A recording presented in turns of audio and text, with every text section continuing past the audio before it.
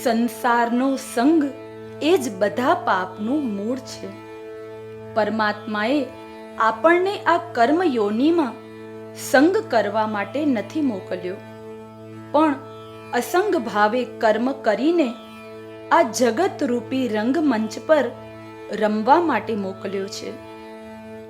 યોગનું સેવન કરવા વાળો મૂળમાં સંસારનો સંગ કરતો જ નથી, જેથી તેના બધા પાપ નષ્ટ થઈ જાય છે અને તે સંસારથી અસંગ થઈને અકર્તા ભાવે આ જગતમાં પુણ્ય કાર્યો કર્યા કરે છે. આ પુણ્ય કાર્યો પણ તેને સ્પર્શતા નથી, કેમ કે મૂળમાં તેના દ્વારા કરેલું પુણ્ય કાર્ય પણ અસંગ ભાવે થાય છે. આ અસંગ ભાવ થકી જ તેને પાપ પુણ્ય નહીં, પરંતુ પરમાત્મા સ્પર્શે છે. પરમાત્માનો સ્પર્શ થતાં તેનો રજોગુણ પણ શાંત થઈ જાય છે. તેનું મન પૂર્ણ રીતે શાંત થઈ જાય છે. આમ તે શાંતિપૂર્વક સહજ ભાવે અસંગ થઈને સેવારૂપી કર્તવ્ય કર્મ કરે છે. આવો શાંત, સ્વસ્થ, સેવાભાવી કર્મયોગી સહજતાથી ધ્યાનસ્થ થઈ જાય છે. તેને અલગથી ધ્યાન લગાવવાની જરૂરત રહેતી નથી. તે જે કર્મ કરે છે તે ધ્યાનપૂર્વક કરે છે, એટલે જ તેનો કર્મ એ યોગમાં બદલાઈ જાય છે. નિષ્પાપ, શાંત, સ્વસ્થ, સેવાભાવી એવા બ્રહ્મરૂપ બનેલા યોગીને નિશ્ચિત રૂપે ઉત્તમ સુખ પ્રાપ્ત થાય છે.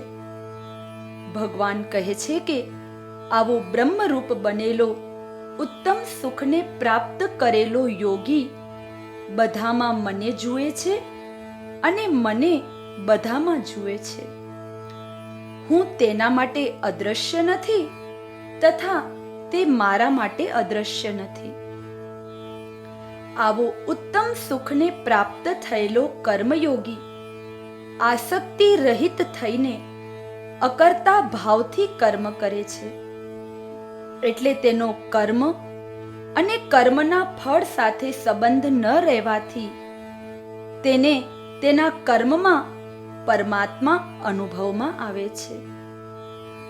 આ કર્મના કારણે તે જે વ્યક્તિઓ સાથે જે પરિસ્થિતિઓ સાથે જોડાયેલો હોય છે તેમાં તેને પરમાત્મા નજરમાં આવે છે. તેની દ્રષ્ટિ જ બ્રહ્મ દ્રષ્ટિ બને છે. આ બ્રહ્મ દ્રષ્ટિ થકી જ તેનું અંગ અંગ, રોમ રોમ, તેનું જીવન પરમાત્માથી ભરપૂર થઈ જાય છે, જેથી પરમાત્મા તેનાથી અદ્રશ્ય નથી અને તે પરમાત્મા માટે અદ્રશ્ય નથી. આમ એકાત્મ ભાવથી સ્થિત થયેલો યોગી સંપૂર્ણ પ્રાણીઓમાં સ્થિત પરમાત્માનું ભજન કરે છે.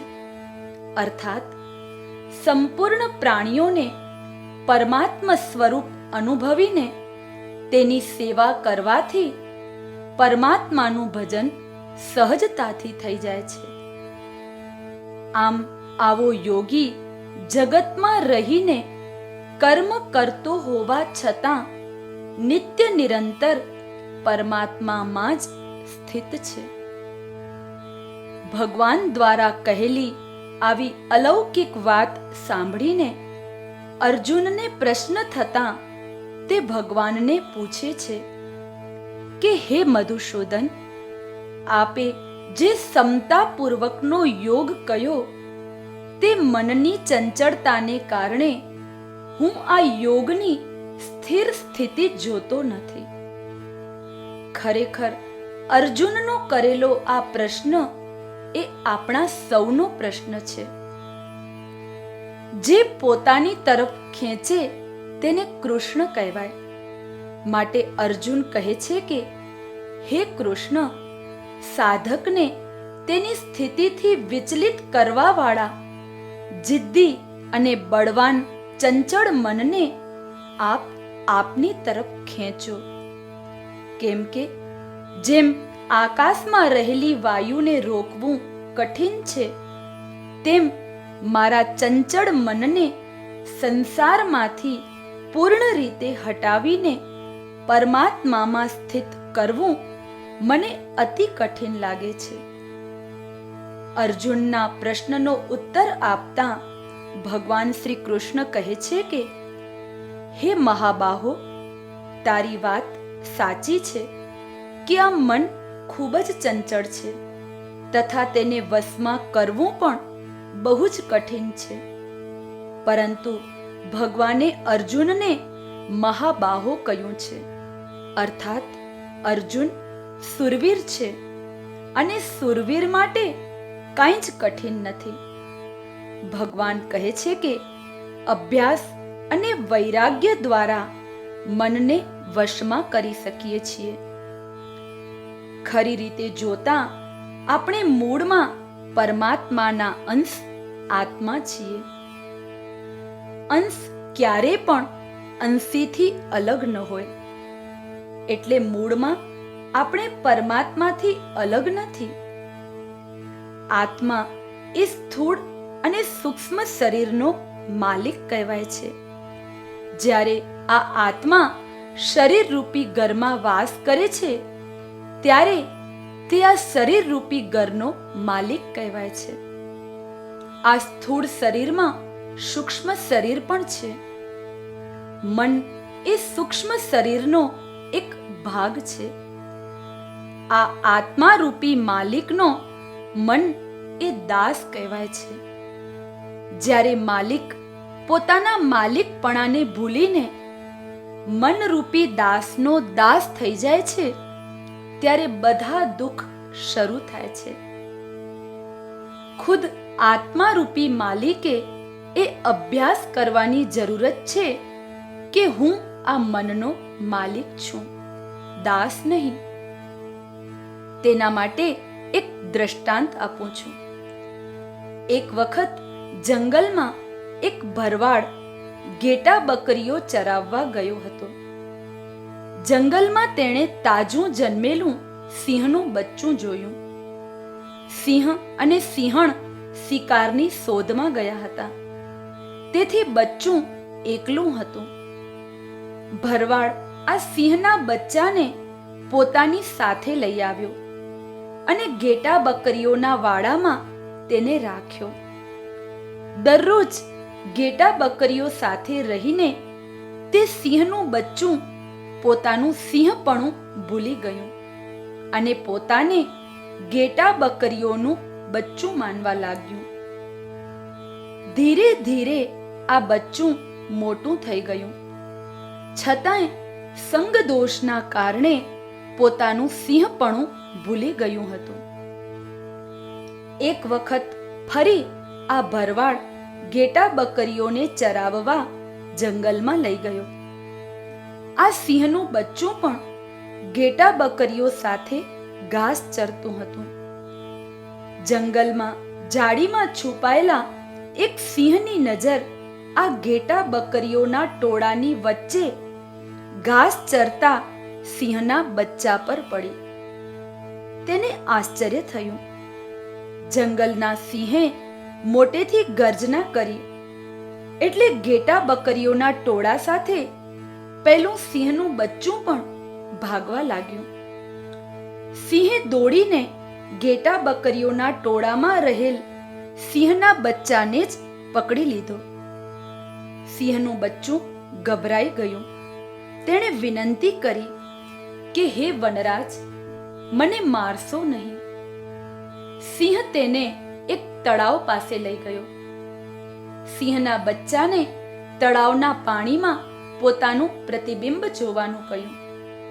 જ્યારે સિંહના બચ્ચાએ તળાવના પાણીમાં પોતાનું પ્રતિબિંબ જોયું, ત્યારે જંગલના સિંહે કહ્યું કે જો તારું અને મારું મોં સરખું છે. તારી કેસવાડી અને મારી કેસવાડી સરખી છે. ઘેટા બકરીઓને તો માથે સિંગ હોય છે. આપણા બંનેની સિંગ પણ નથી. ઘેટા બકરીઓ બે બે કરીને ભયભીત થઈ ભાગે છે, પરંતુ આપણે બંને મોટી ગર્જના કરીને બધા જનાવરોને ભગાડી શકીએ છીએ. આપણે બંને આ જંગલના રાજા છીએ, માલિક છીએ.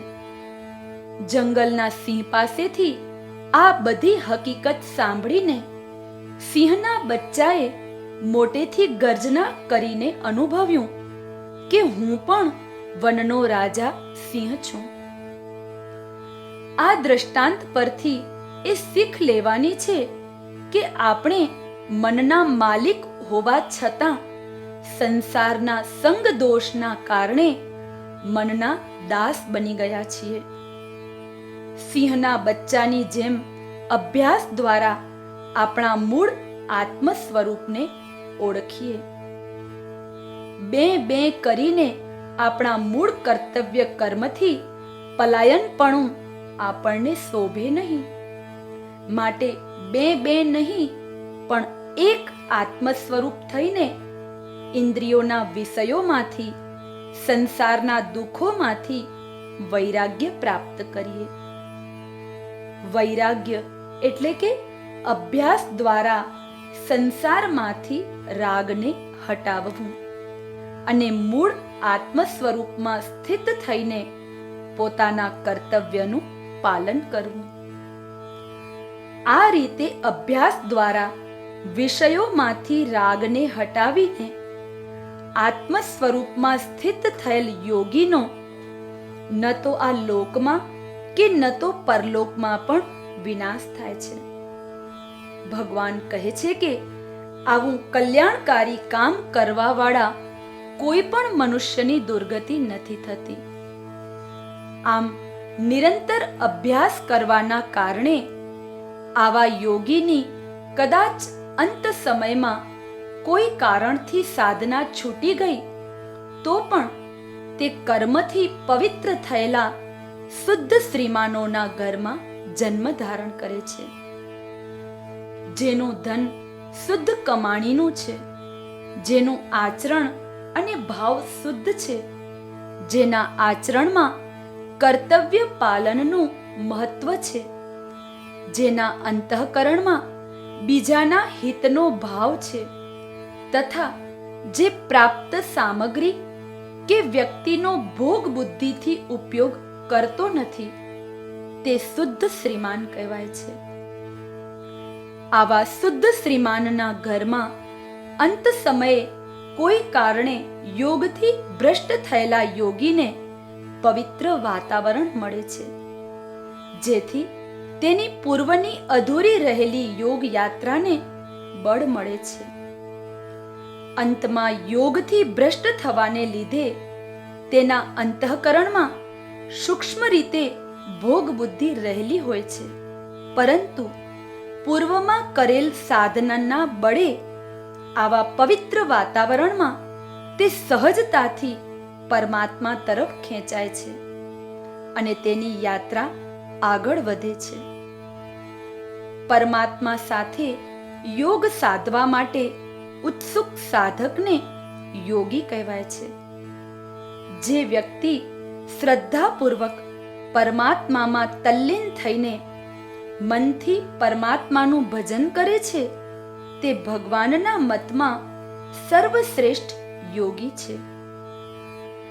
ભગવા વસ્ત્ર ધારણ કરીને સંસાર સાથે સંબંધ વિચ્છેદ કરીને મનથી સંસારનું ચિંતન કરનારો દેખાવમાં યોગી હોવા છતાં ભગવાનની દ્રષ્ટિએ તે યોગી નથી, પરંતુ સંસારને પરમાત્માનું સ્વરૂપ સમજીને સંસાર સાથે સાંગોપાંગ રીતે વિવેકપૂર્વક સેવાનો સંબંધ રાખીને મનથી પરમાત્માનું ચિંતન કરનારો ભગવાનની દ્રષ્ટિએ સર્વશ્રેષ્ઠ યોગી છે. પરમાત્મા સાથે યોગ સાધવા માટે સંસારને છોડવાની જરૂર નથી. સંસારમાં આપણે ભલે રહીએ, પરંતુ સંસારને આપણામાં ન રાખીએ. તો સહજ યોગ સિદ્ધ થાય છે. મૂળમાં પરમાત્મા સાથે આત્માપૂર્વક અર્થાત સ્વથી જોડાવાની જરૂરત છે. મન બુદ્ધિપૂર્વક નહીં, સ્વથી સમર્પિત થવાની જરૂરત છે. જ્યારે આપણું સ્વ એટલે કે આત્મા સ્વયં પરમાત્મામાં ખુદને સંયમિત કરી લે ત્યારે આત્મસંયમ યોગ સહજ અનુભવાય છે. ચાલો આપણે સૌ આપણી યોગ યાત્રાની શરૂઆત સ્વથી એટલે કે આત્માથી કરીએ. આપણી આત્માને પરમાત્મામાં સંયમિત કરીને આ જગતની સેવા કરીએ. આ રીતે આપણા વ્યવહારમાં, આપણી વાણીમાં, આપણી ચેષ્ટાઓમાં, આપણા રોમે રોમમાં આપણને આત્મસંયમ યોગ મહેસૂસ થવા લાગશે. આ સાથે હું મારા એટલે કે આત્માના શબ્દોને પરમાત્મામાં એટલે કે આ વ્યાપક પરમાત્મામાં સમર્પિત કરું છું. આવા ભાવ સાથે સમર્પિત કરેલા શબ્દો પણ આત્મસંયમ યોગ છે. આપ સૌ પરમાત્મ સ્વરૂપને હું સ્વથી એટલે કે આત્માથી વંદન કરું છું. જય આત્મસંયમ યોગ.